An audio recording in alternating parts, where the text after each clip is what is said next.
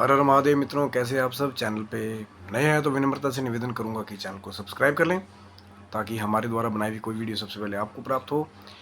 Video में दिखाई जाने वाली जानकारी यदि आपको अच्छी लगे, लाइक करें, शेयर करें, सब्सक्राइब करें ताकि हमारे द्वारा दिखाई गई जो जानकारी है वो उसका लाभ बाकी जन जो हमारे सब्सक्राइबर नहीं हैं वो भी ले सकें।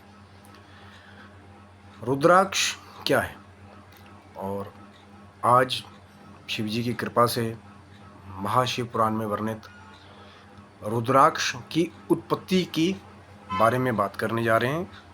और महाशिव पुराण में बड़ा ही सुंदर चित्रण रुद्राक्ष के बारे में दिया गया है। शंकर जी कहते हैं कि एक बार अपने मन को संयम में रख के, एकाग्र करके, समाधिष्ठ होकर के मैंने कई हजार वर्ष गुजार दिए अपनी नेत्र बंद करके समाधि में, और बिना किसी संयम को तोड़े हुए मैं साधना करता रहा, तपस्या करता रहा। और क्योंकि अब कई लोग पूछते हैं कि शंकर जी किसका ध्यान करते हैं, तो एक तो जो अपने इष्ट रूप पे राम जी का ध्यान करते हैं, कई शाक्त तांत्रिक ग्रंथ ये कहते हैं कि शिव जी माँ जगदम्बा का वो जो स्वरूप है चंडिका का, उसका ध्यान करते हैं। और एक मत यह है कि शिव जी अपने ही जो रुद्र हैं वो अपने सांब सदाशिव जो पार ब्रह्म परमात्मा है, जो अविनाशी है, निर्विकार है, निर्लिप्त है, उनके बारे में ध्यान करते हैं। अपने ही स्वरूप जो उनका दूसरा, जिनसे उनका साकार रूप प्रकट हुआ है निराकार से। साकार तो बाद में प्रकट हुआ, पहले निराकार ही था। तो शिव जी ने काफ़ी हजारों सालों तक तपस्या की, ध्यान में निमग्न रहे, समाधिष्ठ रहे, बिना किसी नियम को भंग किए। फिर कहते हैं शिव जी के मन में लीलावश एक इच्छा हुई अपने नेत्र खोलने की। जो शिव जी ने कई हजार सालों के बाद अपने नेत्र खोले तो कुछ आंसू की बूंदें जो हैं वो टपक के नीचे गिरी।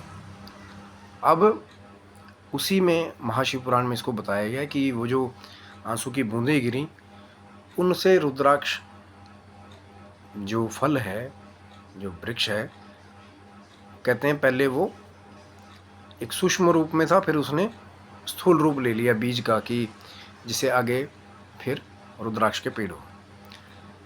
तो वही जो आंसू की बूंदे, रुद्र अक्ष, रुद्र का अक्ष यानी अक्ष आंखें, और रुद्र रुद्र भगवान, तो जो उनकी आंखों से उत्पन्न हुए हैं वही है रुद्राक्ष। उसके बाद कहते हैं शिव जी ने लीलावश बहुत सारे वैष्णव भक्तों को फिर वो बीज दिए।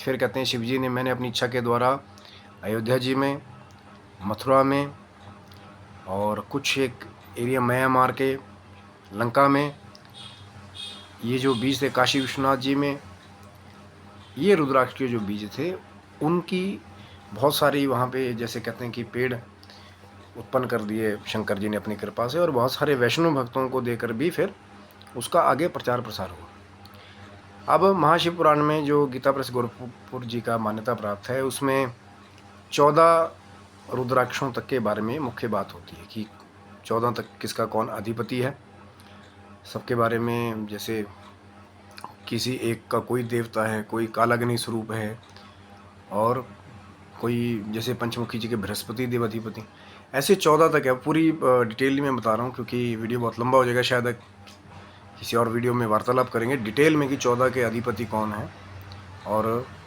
क्या उनका रोल है। तो ऐसे मुख्यतः 14 रुद्राक्षों के बारे में और उनके 14 धारण करने के मंत्रों के बारे में भी कहा गया है।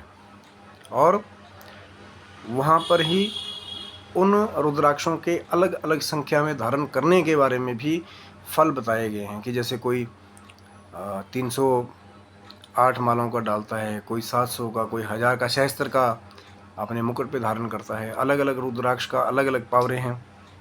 जो असली वाले मैं उनकी बात कर रहा हूँ। मार्केट में बहुत आजकल मिल रहा है कि हाँ जी हम असली बेच रहे हैं, लेकिन क्योंकि आजकल एक नीड बन गई है कि आप टेस्टिफाई करके सर्टिफिकेशन के साथ ही रुद्राक्ष लें, नहीं तो फिर एक वो उपाय बताते हैं ना कि कैसे टेस्ट करते हैं। तो कई लोग बोलते हैं कॉपर के कॉइन लें, उसके बीच में रुद्राक्ष को रखें तो नाचना शुरू कर देता है। बहुत सारे ऐसी यूट्यूब पे स्पेशलिस्ट जो टेस्टिंग के, उन्होंने बहुत सारी वीडियो डाली कि टेस्ट कैसे करें। तो 14 मुख्य रुद्राक्ष के बारे में वहाँ पे बताया गया है, उनके 14 अलग-अलग मंत्रों को बताया गया धारण करने के बारे में, फिर उनके अलग-अलग फलों को बताया गया है संख्या के अनुसार, और 3 तरह की माला को मुख्य बताया गया है। एक तो आंवले के बराबर सबसे बड़ी, उससे छोटी फिर जो बिल्कुल बेर के दाने की जैसी होती है, मीडियम माला उसको बोलते हैं, उसके नीचे फिर चने के बराबर सबसे छोटी माला होती है। तो कहते हैं जितनी माला जाप के बाद छोटी होती जाती है उतना ही फल बढ़ता जाता है रुद्राक्ष का जाप करने के बाद। और रुद्राक्ष की ही माला एक ऐसी माला है जिस पर ज़्यादातर सभी मंत्रों का आप जाप कर सकते हैं और आप फिर शिव जी की कृपा प्राप्त कर सकते हैं। माँ चंडिका के मंत्रों का भी जो है जाप आप रुद्राक्ष की माला पे कर सकते हैं, रुद्र मंत्रों का भी आप रुद्राक्ष की माला से कर सकते हैं। और रुद्राक्ष पहनने के बहुत बहुत बहुत सारे बेनिफिट्स हैं, जैसे कि एनर्जी लेवल में राइजिंग होना, असली वालों की बात कर रहा हूँ, और एक तेज को, कुछ ऐसे रुद्राक्ष भी जो आपके तेज को बढ़ा देते हैं, आपकी पर्सनैलिटी को इंक्रीज़ करते हैं। लेकिन धारण करने का उत्तम समय, उत्तम और तारीख, उत्तम क्वालिटी का टेस्टिफाई हुआ हुआ रुद्राक्ष, क्योंकि कई बार लोग कहते हैं जी हमने तो इतने का खरीद लिया, हमें तो फ़ायदा ही नहीं हो रहा, क्योंकि जब उसके अंदर पावर ही नहीं होगी, वो ओरिजिनल ही नहीं है, तो फिर वो आपको पावर कैसे देगा, कैसे आपकी बॉडी में जाकर के आपके एनर्जी लेवल्स को बढ़ाएगा। और रुद्राक्ष धारण करना ज़्यादातर सबके लिए कल्याणकारी है, पर वही है, कुछ नियम है। जब आप रुद्राक्ष और भस्म धारण करते हैं तो थोड़ा सा आपको नियमावली का भी पालन करना पड़ता है सात्विकता के साथ।